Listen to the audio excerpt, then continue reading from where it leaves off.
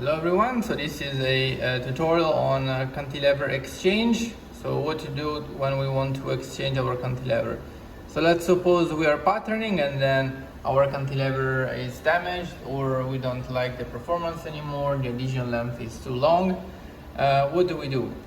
In this software version 3.7 we have this exchange cantilever button that we can press. This will lift the cantilever up by 2 millimeters, and in case you have a Nanofraser Explorer, it will also move up, as you can see from the screen, the focus motor. In case you have a Nanofraser Scholar, this will not move up the focus motor because this is manually controlled.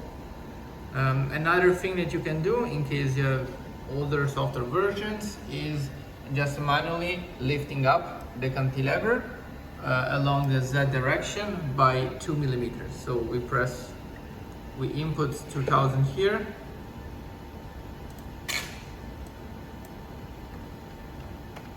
and then we move up pressing this once.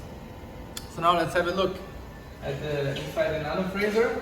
We see that our cantilever holder is being lifted up. We open the encapsulation of the Nanofraser.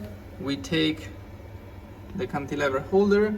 Just be gentle when doing this. There is a magnetic lock here, so it should be quite easy to remove, but also quite easy to place inside the Nanofraser. What we need when we do this procedure is a cantilever exchange tool.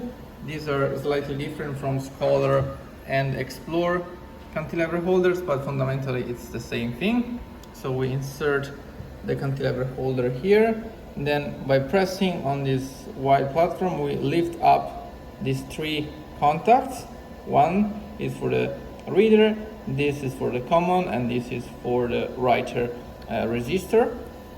So by lifting up we are able to lift these contacts and then extract the cantilever.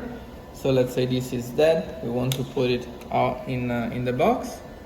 Usually when the cantilevers are dead, we insert them face down. This can be useful also for you as a reminder whenever you pick up cantilevers from your gel box. So face down for us means dead.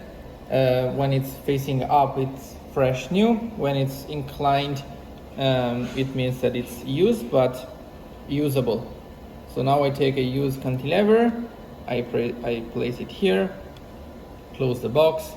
Be careful, do not touch the tip of this cantilever because it's exactly where we have our tips and the whole cantilever structure. So try to handle from the bottom part. Then again we lift the contacts, we insert it, we slide it inside gently, and then we let this go down again. So this is already set up. We have to make sure that all these contacts are in contact with these three lines. If you are unsure the first times, you can also double check with an optical microscope. So now we're good. We can lift it up and place it inside the Nanofraser.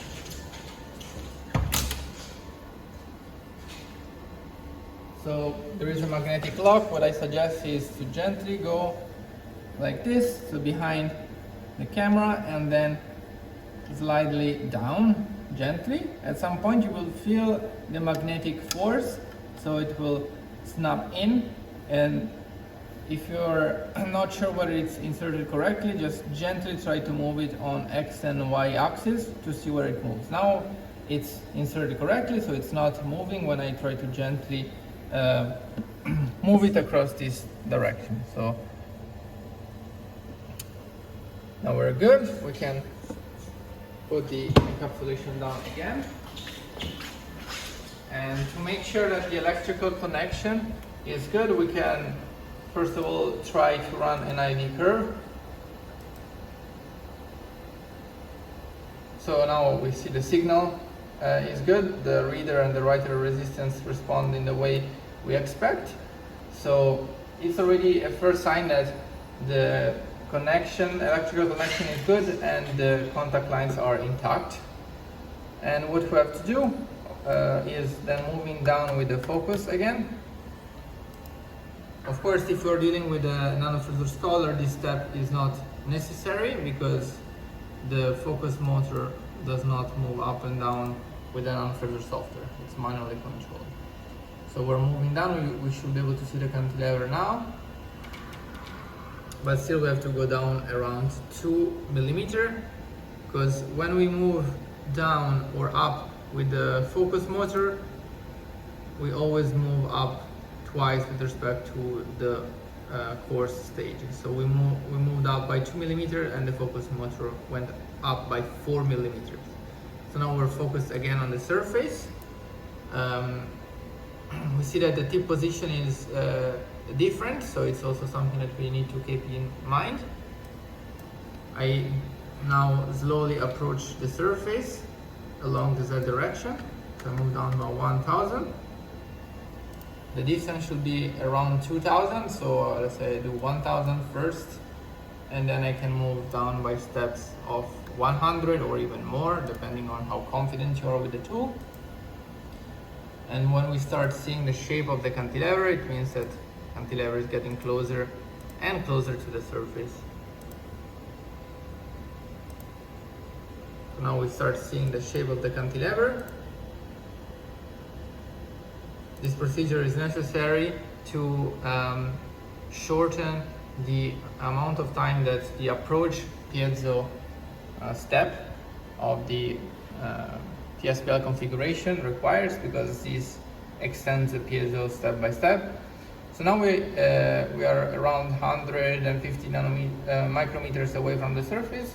We're quite close, and we can start again the TSPL configuration. So we check again the IV curve, looks good. And now we're doing the approach piezo procedure.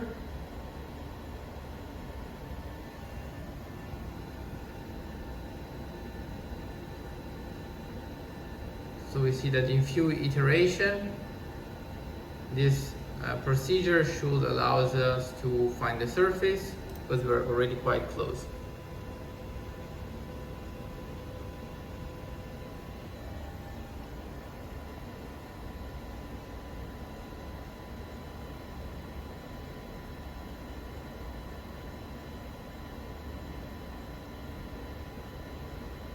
Okay, so we see quite a sharp cantilever. Software also struggles to identify the adhesion length when the cantilevers are very sharp, because in this case we can see it's below 5 nanometers. We also did the sample level plane. In this case, it's good to do this procedure when we're far away from structure, so maybe this is not the best location. Last thing to mention is the tip location. So you see now the tip location has moved. What we should do is resetting this manually, or we can also go to the utilities panel. We press here and we go to the camera, so the optical microscope camera utilities. This functionality is available for both the NanoFreezer Explorer and Scholar. We press on tip position, and then the position of the tip will be resetted automatically. This is also part of the camera autofocus procedure of the laser configuration in the Explorer. So when you change a cantilever for a NanoFreezer Explorer, you also have to go through the laser configuration again, because we changed the laser spot tip offset. So you can see here the autofocus operation is running, and it has now successfully found the location of the tip. We want to do this manually. We can press here. Let's say we want to say that the tip is here, and the location of the tip will be slightly changed. So this is it pretty much for the cantilever exchange video. I hope this is helpful and will allow you to successfully exchange your cantilever on your NanoFreezer tools.